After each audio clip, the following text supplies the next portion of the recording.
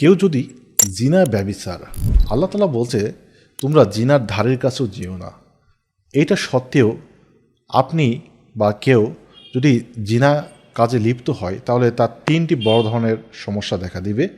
এক নম্বর সমস্যাটা হচ্ছে তার দাম্পত্য বা সেক্সুয়াল জীবনে সে স্ত্রীর কাছে লজ্জিত হতে হবে, এটা হতে হবে, এটা কোনো সন্দেহ নাই।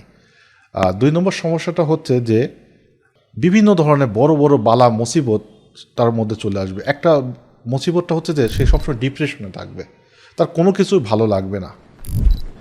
এমনকি তার বড় বড় বিপদের মধ্যে অকাল মৃত্যু হতে পারে, অকালেই তার জীবনটা ঝরে যেতে পারে, তার ক্যারিয়ারের সমস্যা দেখা দিতে পারে। কারণ জিনা ব্যভিচারটা সমাজে তাকে একটা মান সম্মানটা তার নষ্ট করে দিতে পারে।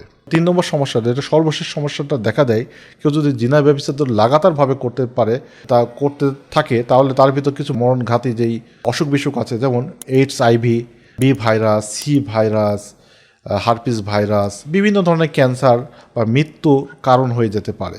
এক কথায় তার মেন্টাল এবং ফিজিক্যাল হেলথটা পুরোপুরি নষ্ট হয়ে যেতে পারে।